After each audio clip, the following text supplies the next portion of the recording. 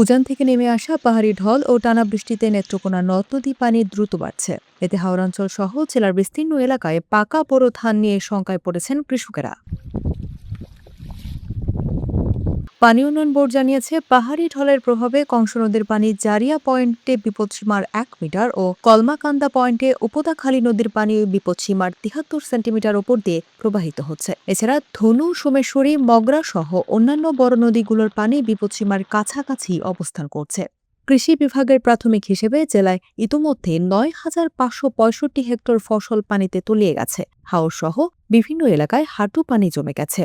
এতে অনেক কৃষক বাধ্য হয়ে আধা পাকা ধান কাটছেন। এ পর্যন্ত হাওরে ৬৫% ধান কর্তন করা হয়েছে বলে জানা গেছে। কৃষকেরা বলছেন, টানা বৃষ্টি ও পাহাড়ি ঢলে জমি তলিয়ে যাওয়ায় আধা পাকা ধান কাটতে বাধ্য হচ্ছেন তারা। তবে দেখা দিয়েছে শ্রমিক সংকট। এভাবে চলতে থাকলে শেষ পর্যন্ত ফসল রক্ষা করা কঠিন হয়ে পড়বে বলে আশঙ্কার কথা জানান তারা।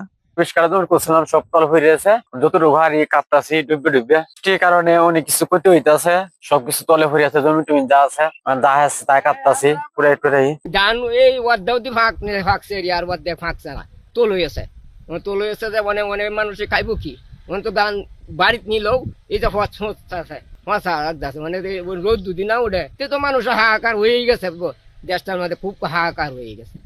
গতকালকের বৃষ্টি এই সব জমিন তুল করে আসছে নিচে গা, মানে যে আমরা কি অবস্থা চলবাম এটা তো আমরা বলা করতে পারছি না। মানে যে আমরা সরকারে যদি কিছু বস্তুবি দিয়ে আমরা কিছুটা চলে যাইতে পারবাম। এই যে ঋণ করা হয়েছে, এই ঋণের তো কোনো বাড়িঘর নাই, আমরা আর পরনের কোনো নাই, ক্ষেতগুলা বেচা ছাড়া আর কোনো ঋণ ভাঙনের ভাব নেই। তো জমি তো কারণ যাইতেছে না, পানি লাগিয়া কৃষি লাগিয়া কামলা ভাবা তো না, জমি অনেক কাম করতে কারণ ঠিকই ভাব নাই। হয়ে গেছি সারা সিজন ভরা গৃহস্থী করিয়া, বুঝো মানে গৃহস্থী ধান টান সব তলে হয়ে যাইতেছে, এখন যা বাড়তেছি আমরা কাটতেছি, কারণ কুড়াইটা তো করা লাগবো, মানে জমি সব হানি দৌড়ে বাড়তেছে, দৌড়ে এক করে একের পর দৌড়ে হানি বাড়তেছে, পলকে বেড়ে যাইতেছে পানি। জমি তো ১৬-১৭ কাটা জমি ছিলাম, তো তল ফিরে যাইতেছে পানি, দৌড়ে হানি বাড়তেছে। এদিকে ধান কাটতে জেলার বাইরে থেকে শ্রমিক আনানোর উদ্যোগ নেওয়া হয়েছে। স্থানীয় জনপ্রতিনিধি সহ শারীরিক সক্ষমতা সম্পন্ন ব্যক্তিদেরকে এগিয়ে আসার পরামর্শ দেওয়া হয়েছে বলে জানালেন কৃষি বিভাগের এই কর্মকর্তা।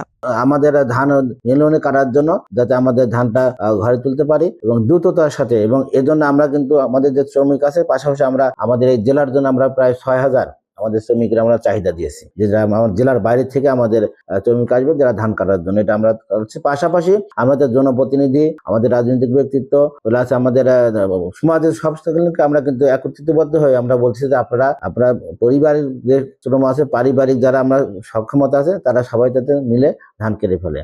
দুর্যোগে ক্ষতিগ্রস্তদের তালিকা তৈরির কাজ চলছে। বন্যা পরিস্থিতির সৃষ্টি হলে প্রয়োজনীয় চাল, টাকা সহ শুকনো খাবার প্রস্তুত রাখা হয়েছে বলে জানান জেলা ত্রাণ কর্মকর্তা। বন্যার প্রবণতা এবং অতিবৃষ্টি, ঘূর্ণিঝড়, প্রাকৃতিক দুর্যোগ সাম্প্রতিক যে আমরা নিউজ পেয়েছি, জেলা দুর্যোগ ব্যবস্থাপনা কমিটি সভা করেছি। আজকেও আরেকটা সভা আছে বিকেল ৪ ঘটিকায় দুর্যোগ ব্যবস্থাপনা কমিটি। ইতিমধ্যে উপজেলাতে আমরা নির্দেশ প্রদান করেছি উপজেলা দুর্যোগ ব্যবস্থাপনা কমিটিকে সক্রিয় হওয়ার জন্য, এবং উপজেলা দুর্যোগ ব্যবস্থাপনা কমিটি কি কি করণীয় তারা করবে, তারা সিদ্ধান্ত নিবে। আমাদের হাতে পর্যাপ্ত ত্রাণ সামগ্রী মজুদ আছে, চাল আছে, টাকা আছে, শুকনা খাবার আছে। আমরা যে কোনো সময় এইগুলো মোকাবেলা করতে পারবো।